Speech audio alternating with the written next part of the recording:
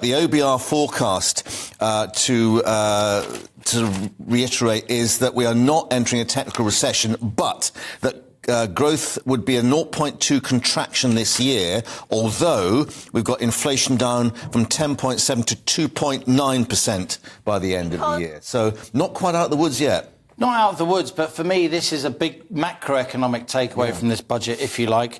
We're not going to enter technical recession, which is pretty astonishing, because in November, said the OBR, said we were going to spend the whole of this year in recession with the economy. IMF and the Bank of England following those. The Bank of England said the recession would be even longer. Not all that much has changed since November, frankly, if you're paying attention. I'm not saying economic forecasting is easy, but these are all handbrake turns in economic forecasts, which do change the political weather too, because it gives the Prime Minister and the Chancellor more room for manoeuvre. Proving the doubters wrong. Having said that, if he did have more fiscal headroom because of that improved growth outlook, he didn't spend much of it, at least not where I can see at the moment. I think Jeremy Hunt and Rishi Sunak, they're absolutely determined to be holier than thou. Labour is doing a good job, I think, of convincing people it's not going to make unfunded spending commitments. Keir Starmer and particularly Rachel Reeves, the Shadow Chancellor, are very, very strict on that.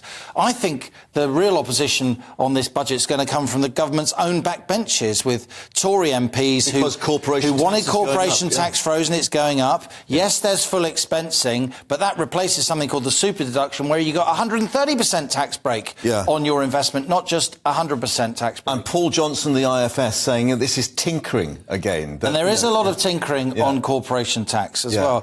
I thought the whole thing I thought was pretty low key, lots and lots of technical detail that frankly we're still getting our teeth into. Right, and Gloria, on the political point, you made a very interesting observation, and that is that when he came out with this abolition of the lifetime allowance on the pension saving, he said to help consultants, particularly in the NHS, at 1,070,000 at the moment, a tax cut for millionaires, effectively. And Keir Starmer was a bit late to pick up on that.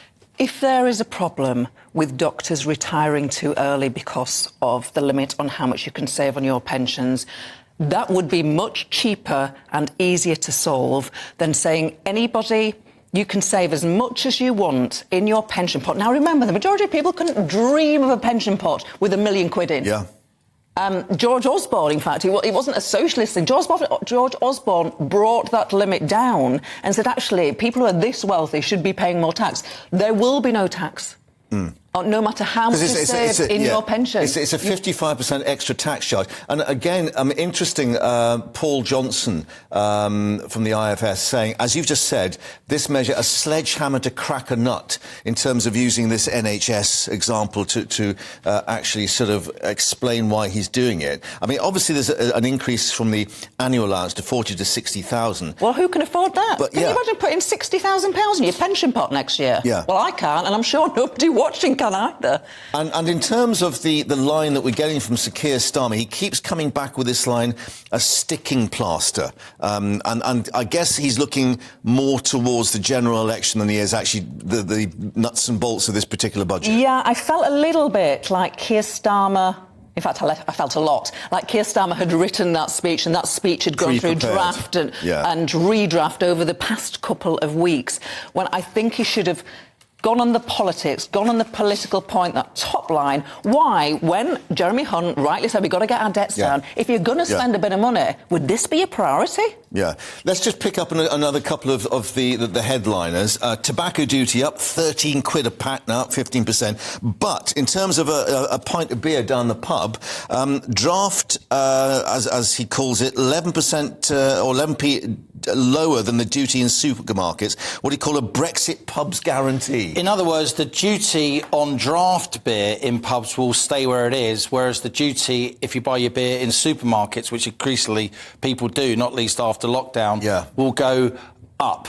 British beer may be warm, he said, but the duty on draft beer will be frozen. And crucially, this also applies in Northern Ireland, because Northern Ireland, after the so-called Windsor framework, won't be subject to EU rules on these things. I also thought nuclear power was interesting, Mark. He is talking about making nuclear power, atomic energy, environmentally sustainable. That means it attracts more subsidies like other renewable energies. And also, the government is pressing ahead, finally, with giving proper support to Rolls-Royce and others as they develop these small nuclear reactors, much smaller scale nuclear stations, which can be, frankly, built much more quickly than big nuclear stations. And therefore, we don't have to go to the French EDF supplying Hopefully most not. kit at the moment. Given that we invented civilian atomic power, it'd be nice if we could build some more of our own. Can I speak You certainly can. Can I speak up for women wine drinkers here?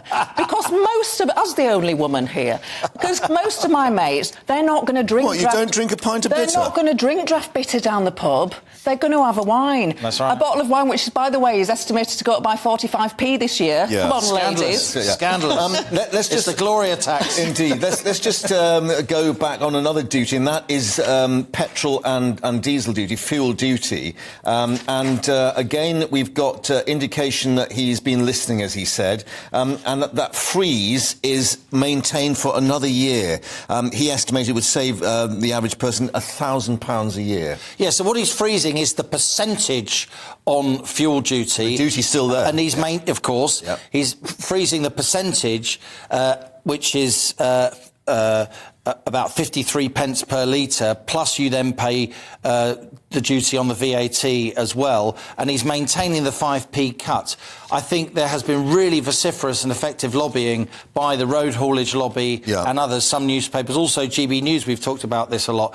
He's not going to want to upset small and medium-sized enterprises, you know, in inverted commas, white van man. And so this was a pretty wise thing to do, at least from the political sense, though environmentalists will have their nose put out of joint.